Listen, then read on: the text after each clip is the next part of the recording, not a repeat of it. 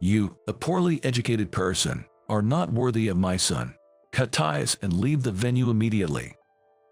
That's right, Michael is an elite. Someone like you has no business being involved with him. I can't believe you didn't even go to high school. I wonder why Michael invited someone like you to his big day. Oh, but since you're here, leave your gift at least. Not that it'll be much. Well then, I'll leave the gift here. Oh, and if we're cutting ties, I'll also cancel the account with a $150 million deposit at your bank. My name is Jason. This is what happened at my best friend Michael's wedding. Ever since I was young, I hated studying and always avoided it. My parents worried about me and tried various methods to spark my interest in learning, like educational drills with anime characters, riddle-like materials, and popular fun classes, but I rejected them all. Being full-time employees, my parents didn't have much time to oversee my studies and were at a loss. Though I was terrible at studying, I diligently did chores at home to help my often absent parents. Since elementary school, doing laundry and cleaning were not only my duties, but also my joy. It was fun to see the room getting cleaner, and being praised by my parents made me feel useful and happy. In middle school, I started cooking as well. Since my days in elementary school, I've been intrigued by cooking, starting with basics like pancakes and soup. Due to my parents' diligence, we had sufficient resources, allowing me to dive into my culinary interests by acquiring cookbooks and sourcing the necessary ingredients to experiment with various recipes. This sparked my enthusiasm for household tasks, making them more enjoyable. In particular, meat and potato stew became my signature dish. Initially, I used store-bought mixes, but my quest for improvement led me to experiment with various seasonings and prioritize ingredient quality. My commitment even resulted in receiving a pressure cooker as a birthday gift, enhancing my cooking tools. As exam season approached, despite my reluctance towards studying, I recognized the necessity to study to prevent failing. Therefore, my parents suggested, during exams, we can take care of the meals, maybe pick up some ready-made dishes or fast food. But my love for cooking far outweighed my interest in studying, so I said, leave the cooking to me, and even prepared make-ahead meals to freeze over the weekends. Seeing my dedication, my parents must have realized that academics weren't my strong suit and decided to let me focus on household chores as much as I wanted. Although I detested and struggled with studying, I didn't particularly dislike school itself. Spending time with my best friend, Michael, made my days quite fulfilling. Michael was the eldest son of a family that had a tradition of serving as bank presidents, truly dedicated to his studies. He was the complete opposite of me. Michael was always told by his parents, "You must go to a prestigious university and carry on the family legacy. Therefore, prioritize your studies and choose extracurriculars that don't interfere too much." Despite the expectations placed upon him, Michael consistently excelled in his studies, always achieving the top rank in periodic exams. Even though we were complete opposites, Michael was incredibly kind-hearted. To ensure I had time for cooking at home, he would assist me with my homework during school hours, patiently explaining the solutions to problems I struggled with. Taking this as an opportunity, we started spending more time together, and during one of our lunch breaks, I noticed that Michael was eating fast food every day.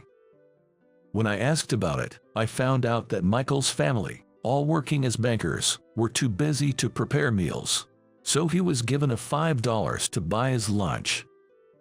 However, Michael, not a big eater, found the salty flavors not to his liking and was struggling with it. So, I suggested, "How about I make lunch for you?" Michael hesitated, saying, "Really? But it seems like a lot of trouble." But when I insisted, "Don't worry about it. I already make lunch for my parents as well, so adding one more isn't much of a hassle. It's my way of thanking you for all the help with studying, you know." He agreed. Also, it was decided that the $5 he received for his lunch would be given to me as compensation for the ingredients. Although I initially refused, Michael insisted, and I reluctantly accepted. I enjoyed making lunch every day and watching Michael's reactions as he ate. As I got to know his taste preferences, the lightly seasoned meat and potatoes I prepared were particularly to his liking, receiving high praise. Since dinners at his home were mostly pre-made from the supermarket due to his family's late returns, I occasionally brought over some home-cooked meals to share. I only met Michael's mother once when she happened to come home early. She bombarded me with questions, asking, "Oh, are you Michael's friend? Welcome, since you're his friend. You must be good at studying, right? Which high school are you aiming for?"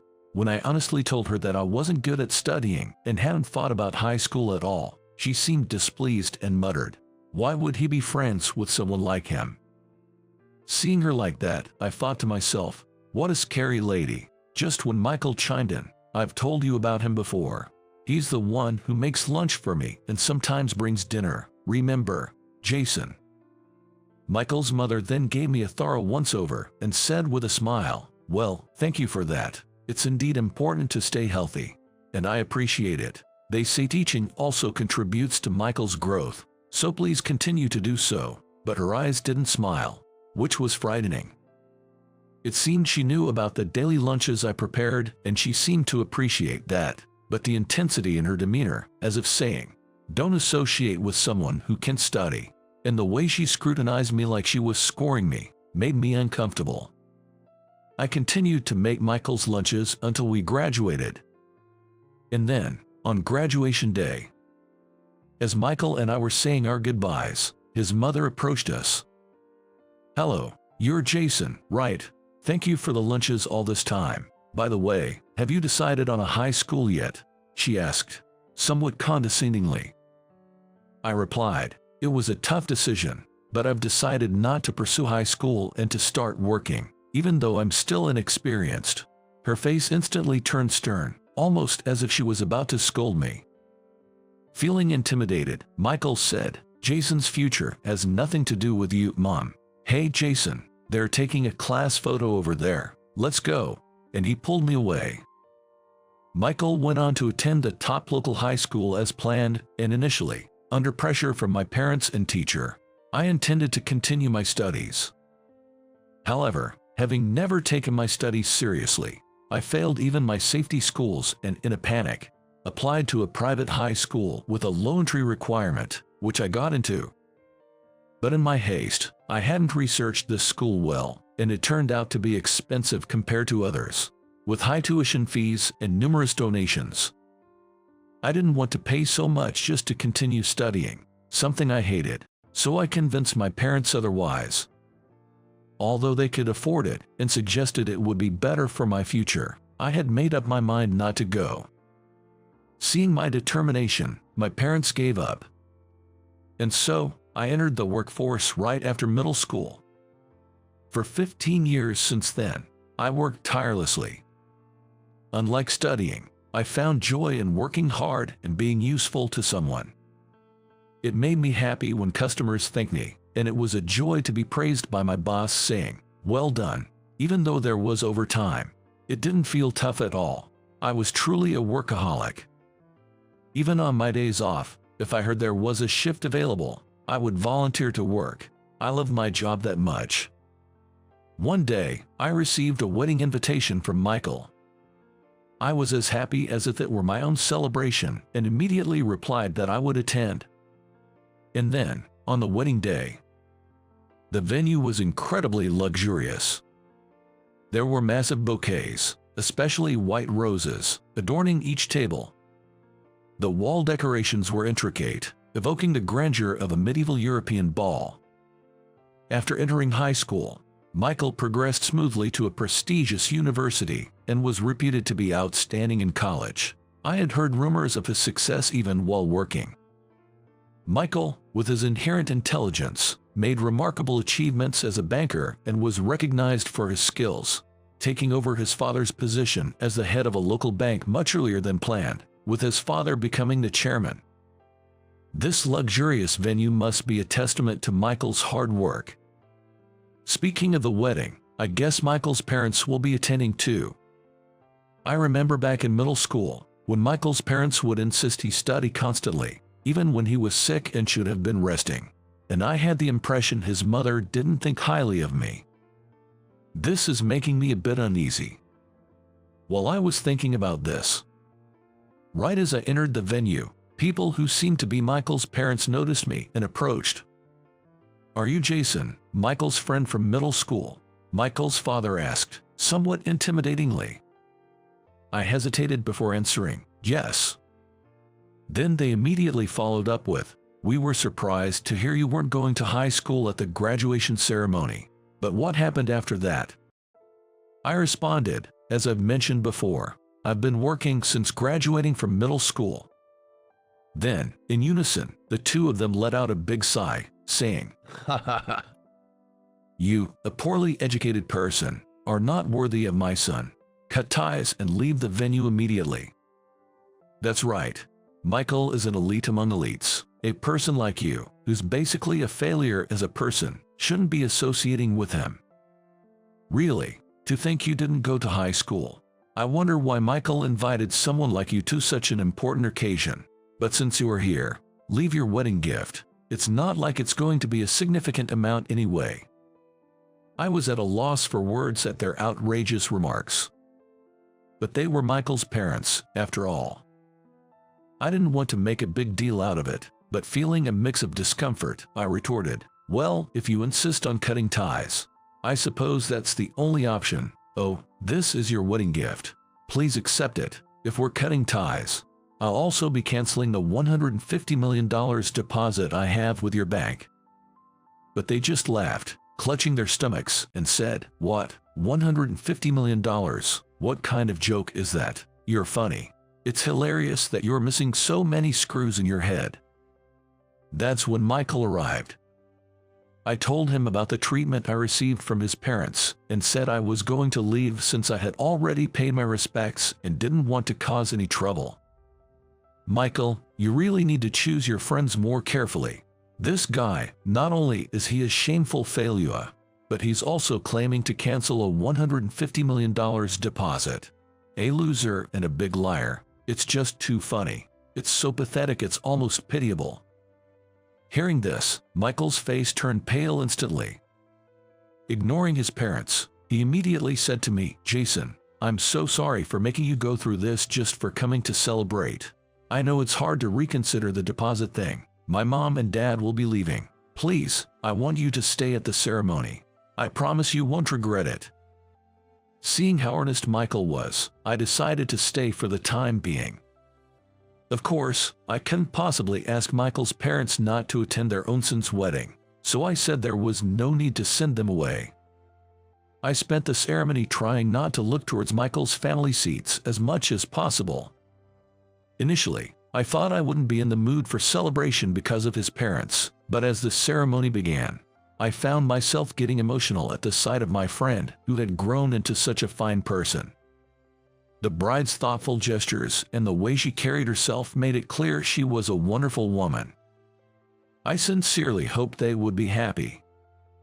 At the end of the ceremony, when Michael began to read a letter to his family, everyone expected an emotional story. "Thank you all for gathering here today. I have something modest to share with my parents." Everyone expected an emotional story to unfold.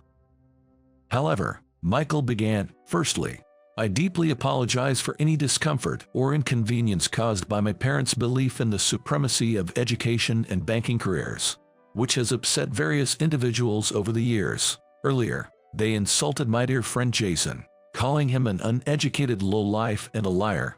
Jason, I am truly sorry for the extremely rude behavior of my parents.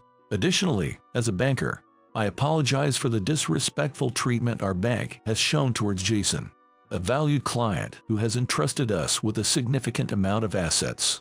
I am fully aware of the audacity of this, but I sincerely hope to continue our business relationship moving forward."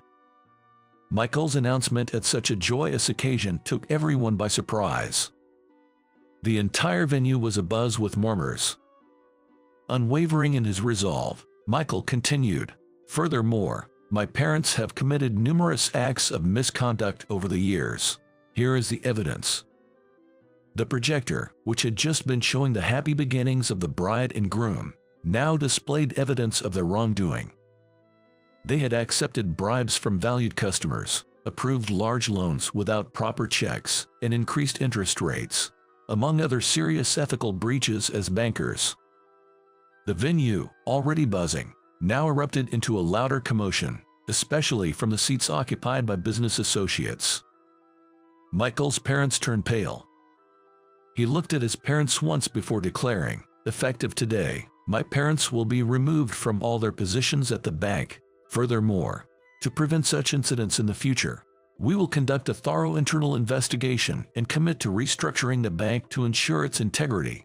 I kindly ask for your continued business and support," and he apologized once again. Michael's parents, pale and shaken, collapsed to their knees, unable to face reality, their heads bowed. Despite not having done anything wrong, I was moved by Michael's defiance of his own parents and applauded him. My applause led others in attendance to join in, and with that, Michael's wedding came to a close. In fact, after graduating from middle school, I immediately sought to turn my passion for housework into a career and joined a housekeeping service company, where I worked for about 10 years. My years of honing my housekeeping skills were apparently on par with those of industry veterans, and my colleagues respected and accepted me as a professional, despite my junior high school education. Working in a housekeeping service wasn't just about doing chores. It often involved significant communication with clients. Especially during the summer, when parents were at work and their children were home, I was often asked to take care of the kids and prepare their meals. After playing with the children and completing the household tasks, I would report back to the children's mother about the day's activities and how the children were doing. It was a bit embarrassing but very rewarding to be thanked for taking care of the children, on top of the housekeeping, by the clients. I loved the routine of working, communicating with clients, and being appreciated for my efforts. On days off from work, I enjoyed doing housework at my parents' home, making my hobby essentially my job. I had no girlfriend, so I saved up quite a bit of money, and after 10 years, I left the company to start my own housekeeping service. My boss, Alex, who had been very helpful, joked with me, saying, "Well, losing a talented person like you is a real blow. And to hear you're starting your own company. Looks like we'll have more competition," but he sent me off warmly. Starting my company was a challenge, especially since I knew nothing about management or accounting, but I was determined to learn everything necessary for my business, including bookkeeping, marketing, and law, often seeking help from my hired secretary. I was amazed at how my social experiences enabled me to grasp studies I couldn't during my childhood. I had a solid understanding of the housekeeping service industry from my previous job, so I created manuals to ensure even beginners could quickly start working.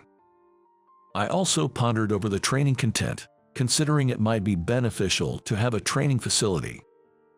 I loved listening to people, so even as a CEO, I made it a point to hear out every employee. In the beginning, when the company was just a small team of about 10 people, it felt like a family. This approach resulted in an extremely low turnover rate at my company, leading to a successful start in the industry. Although I no longer visited clients' homes as the CEO, I cooked in the employee cafeteria, which served as a relaxing hobby for me. Initially, the employees were hesitant, but they soon came to love my cooking, proclaiming it the best and frequently using the cafeteria. Eventually, our service expanded beyond typical households to cater to affluent clients, and it seems that word of mouth spread our reputation. Suddenly, we saw a surge in wealthy customers. Moreover, we were introduced by ultra-wealthy clients to not only provide household services but also secure major contracts with nursing homes and care centers. This was the catalyst for my company's rapid growth. While not all funds were surplus, we managed to deposit $150 million in the company's name at Michael's Bank. In fact, when starting the company, my savings were insufficient, so I had sought a loan from Michael's Bank. I had asked Michael for a favor, citing our old acquaintance, but he conducted a thorough investigation. Eventually, we were deemed eligible for the loan, and I realized that it was Michael's sincerity and seriousness that allowed him to become a bank president at such a young age. Since the establishment, we've maintained a relationship, and now we are considered highly valued customers. Though I was irritated by Michael's parents, Michael himself was not at fault, and his desperate efforts to revive the bank were compelling enough to make me want to support him, leaving the $150 million deposit untouched. When we meet at the bank, we are the president and the bank president. Elsewhere, we are close friends, making sure not to mix personal and professional matters. After that wedding, Michael's parents were indeed stripped of all their bank positions instantly. It's too cruel to abandon your own parents. It's all because of that loser. Okay, just let us work as bank employees at least. They seemed to plead with Michael, but he rejected them outright, and they were completely ousted from the bank. This story spread not only within the bank but also among the neighbors, leading to days filled with whispered rumors. They became uncomfortable and moved to a different region. They are still fixated on being bank employees and have gone for interviews at banks in other regions, but the banking community is already well aware of the incidents caused by Michael's parents. It's unlikely that any bank would hire them. Michael mentioned that this was an opportunity to completely sever ties with his parents, leaving them without anyone to rely on. I wonder how they will manage in the future. Well, it's none of my business, I suppose. Meanwhile, Michael and his wife, Sophia, are supporting each other and dedicating themselves to their work at the bank. Sophia, who used to work at the bank's reception, captivated Michael with her grace, leading him to pursue her relentlessly. Initially, she avoided him due to fear of being involved with the bank president's son, but after a year of persistent effort, they started dating. Now, she seems to be managing Michael's schedule as his secretary. Being very beautiful, she often faces advances from business associates, so Michael keeps a watchful eye. He hopes that wearing wedding rings now that they are married will mitigate the situation, but it remains to be seen. The issues of fraudulent loans and interest rates at Michael's bank were covered in news and magazines, and the word bankruptcy loomed in my mind. However, it seems that many major clients were invited to that wedding, and most of them, including myself, after seeing Michael in action, wanted to support him. This led to the accounts not being closed, and instead, they offered encouragement and support. Although it was a struggle to get back on track, Michael's innate intelligence and ability to think ahead have led him to devise new strategies one after another. By cleaning up the bank, it seems that customer trust is actually on the rise, seeing the bank as more reliable now. I'm sure that with Michael at the helm, it won't take too long for the bank to recover. Several months have passed, and things have settled down quite a bit, so I've started visiting Michael's new home from time to time. Michael and his wife, Sophia, seem to struggle with household chores, so I often drop by saying, "Housekeeping service to the rescue," and help them out. It turns out they're regular users of the housekeeping service my company offers. I'm thankful they're such valued customers. Whenever I visit, I make sure to cook them one of my specialty dishes. At times like these, I usually go for beef stew. I'd skillfully chop potatoes and carrots into rough pieces, slice the onions, and cut the meat into bite-sized pieces. Just like that, I'd quietly proceed with the cooking. Michael seemed quite surprised watching me cook, perhaps because it was the first time he'd seen me in action. Sophia was also watching and said, "You're really efficient." Feeling a bit shy from the praise, but also a bit nervous because they were both watching me so intently, I somehow managed to finish making the beef stew. When I served the stew to them, Sophia was surprised by my cooking and said, "I've never had something this delicious before." Michael also complimented, "As always, delicious. This gentle flavor really hits the spot." Feeling happy that they enjoyed it, we had a great time during the meal.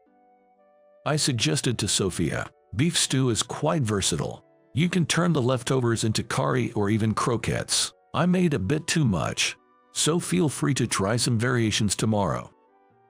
Then Sophia said, "The original stew is so delicious. I'll try making it into curry since you've suggested." The other day, Sophia's sister, Mary, came over, so I cooked for her too. Mary watched me cook intently and then offered, "Let me help," and started cutting vegetables.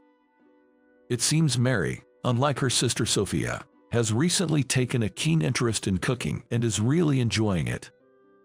Mary and I stood side by side in the kitchen, savoring the meal we had just prepared. "It's incredibly delicious," she exclaimed, moved by the taste and begging me to teach her how to cook. "It's all thanks to your help," I responded. "I only chopped vegetables. I've only recently started cooking, so I can do basic things like cutting, boiling, and frying, but I just can't seem to get the seasoning right," she confessed. After much persuasion, she ended up coming over to my place to learn cooking. Despite being teased by my employees for my domestic skills, suggesting I'd make a good housewife, I had to remind myself that I am, after all, a man. "May I come over to your house?" Mary asked with puppy dog eyes, making me catch my breath, but I reminded myself it was just for cooking lessons. Catching a glimpse of Mary, I was taken aback by her soft, curled long hair and her glossy pink lips. I caught my breath again, but then scolded myself. What am I thinking? Get a grip. I quickly invited her over to my place and introduced her to the ingredients, seasonings, and cooking tools. Mary was diligently taking notes, and she looked incredibly charming. As I taught her how to cook, she improved rapidly, and a few months later, I would even get unexpected visits from Mary at my house, asking, "I made this at home, would you like to eat it with me?" We spent our time like friends, or perhaps it was just my one-sided crush, but I eventually gathered the courage to ask her out on a date, and she accepted. It was a bitterly cold winter day. On our way back from the date, with Christmas approaching, the town was lit up with festive lights, and there seemed to be more couples around than usual. Standing in front of a large Christmas tree at the station, I took the plunge and confessed, "Mary, I've really enjoyed the days we've spent cooking together. I want to keep cooking with you, and occasionally, like today, go out on dates. Would you be my girlfriend?" It was a bit embarrassing to confess in front of the holiday lights and passers-by, but Mary blushed slightly and agreed. Since then, we've even had new recipe development dates at home. When a recipe turned out well, we shared it with the employees of the home service company, and it was a big hit with the clients. Our company has grown significantly, now with a considerable number of employees. Recently, we've even received feature requests from TV programs and magazines like Inside the Buzz, a closer look at home concierge services. But the most surprising development came when someone suggested publishing our recipes in a book. An employee had impressed a client with one of our recipes, who turned out to work for a publishing company and proposed turning our recipes into a book. Since the development of these recipes was not only my effort, but also greatly due to Mary, I immediately consulted her. Excited, she agreed, saying, "It's amazing that our recipes could become a book. Please, let's do it." So, we decided to take on the project, and now we're not only working on developing recipes, but also on writing the book. Meanwhile, I've also been secretly looking for the engagement ring. I fantasize that by the time the recipe book is complete, we might share the same last name. In today's world, where even high school graduates face scrutiny, only having a middle school education is quite rare. Indeed, having a higher level of education might make success more attainable. However, I believe that educational background and success in society aren't directly proportional. In fact, without focusing on academic qualifications, I entered the workforce and have now established and managed my own company.